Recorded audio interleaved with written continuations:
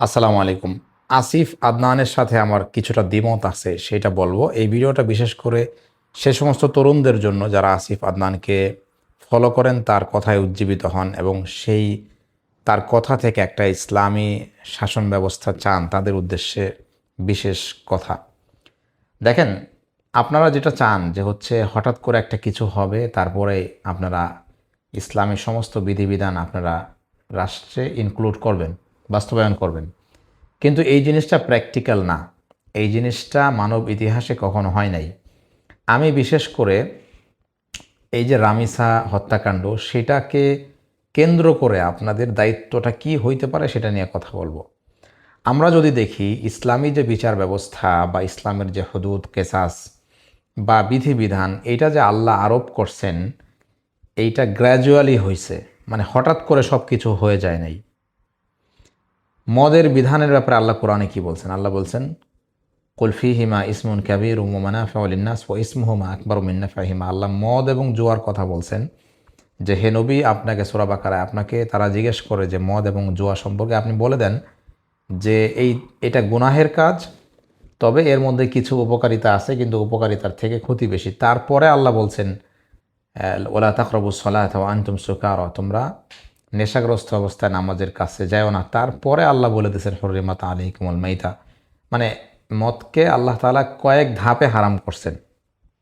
এখন আপনি যদি চান যে হচ্ছে বাংলাদেশে বিচার ব্যবস্থা ইসলামের মতো করে হোক, ইসলামের বাইরে যদি বিচার ব্যবস্থা যেটা আছে বিদ্যমান এটা কুফরি, ওয়া মাল্লাম ইয়াহকুম বিমা আনজালাল্লাহু ফাউলাইকা হুমুল কাফিরুন, সূরা মাইদা আল্লাহ বলছেন।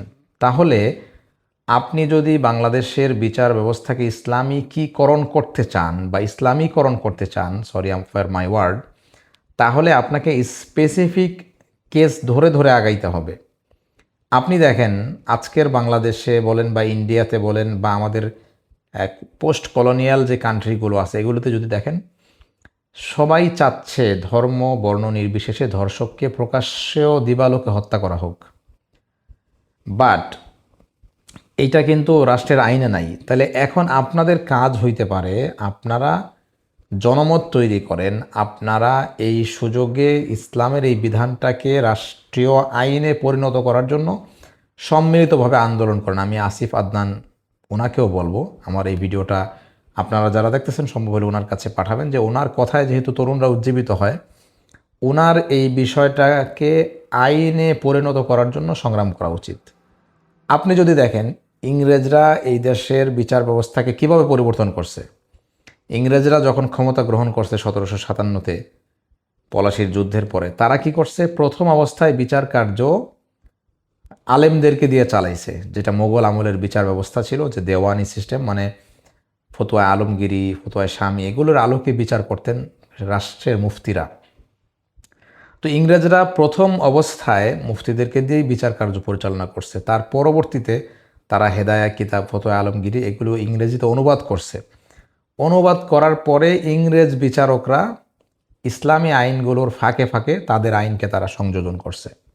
তো এখন আপনি যদি এই আশায় বসে থাকেন যে হচ্ছে হঠাৎ করে আসমান থেকে একটা সুযোগ আসবে, তারপরে আপনি রাষ্ট্রের সব জায়গায় ইসলামিকীকরণ করবেন, এইটা আসলে প্র্যাকটিক্যাল না, বা এটার মধ্যে রিস্ক আছে এবং এটার বাস্তবতার সাথে সম্পর্ক খুবই কম। তার মানে হইল, আপনি যদি ওই রকম সুযোগ না পান, তাইলে আপনি কখনো ইসলামী আইন বাস্তবায়ন করতে পারবেন না। এই জন্য আমার পরামর্শ হইল, আপনারা একটা একটা করে আইন, যেমন ধর্ষকের আইনের ব্যাপারে ইসলামের যে বিচার, এখানে সে ধর্ষণও করছে আবার হত্যাও করছে, সো কেসাসও তার উপরে আসতে পারে। এইটা আপনারা যারা ইসলামী বিচার ব্যবস্থাকে পছন্দ করেন, যে সমস্ত তরুণরা মনে করেন যে রাষ্ট্র ইসলামের মতো করে চলুক, কোরআনের বিচারে চলুক, তাদের উচিত এই বিষয়টা নিয়ে আপনাদের জোরালো অবস্থান করা এবং হচ্ছে যেই বিষয়ে মানুষের প্রতি জুলুম হয় এগুলোতে আপনাদের অ্যাক্টিভ থাকা। যেমন আমরা বিক্রমপুরীর কথা জানি, বিক্রমপুরীর ব্যাপারে কিন্তু আপনারা হয়তো কথা বলতেছেন যার যার জায়গা থেকে, বাট তার বিষয়ে রাষ্ট্রের উপরে কিন্তু আপনারা কোনো চাপ প্রয়োগ করতে পারেন নাই। তো আমি মনে করি যে এই বিষয়গুলোতে অন্তত স্পেসিফিক ধর্ষণের বিচারের ব্যাপারে আপনারা যারা ইসলামপন্থী আছেন, তাদের এই বিষয়ে এখনই 2-1 দিনের মধ্যে রাষ্ট্র শোকগ্রস্ত থাকা অবস্থায়, লোহা গরম করা অবস্থায় এটাকে বাঁকা করতে হবে। এটাতে আমি মনে করতেছি যে এই ইস্যুটাতে আপনাদের জোরালো অবস্থান করা উচিত। তাহলে পরে এইটা অন্তত এই জায়গাটার যদি ইসলামের বিচার এখানে যদি স্থাপন করা যায়, তাহলে কিন্তু পথ সুগম হবে। এইটা কার্যকর করার পরে যদি দেখা যায় যে এটা ভালো কাজ করতেছে, এই সিস্টেমটা ভালো ফাংশন করতেছে, তাহলে আপনারা অন্য বিচারের ক্ষেত্রেও কিন্তু মানে ইসলামী বিচারের যে দ্রুততা বা ইসলামী বিচার ব্যবস্থার যে কার্যকরিতা, এটা যখন এই ক্ষেত্রে যখন জনগণকে আপনারা দেখাইতে পারবেন, তখন অন্য বিষয়েও কিন্তু আপনারা ইসলামী বিচার চাইতে পারবেন। সো আমার মনে হয় যে এই বিষয়টা নিয়ে আপনাদের কথা বলা উচিত।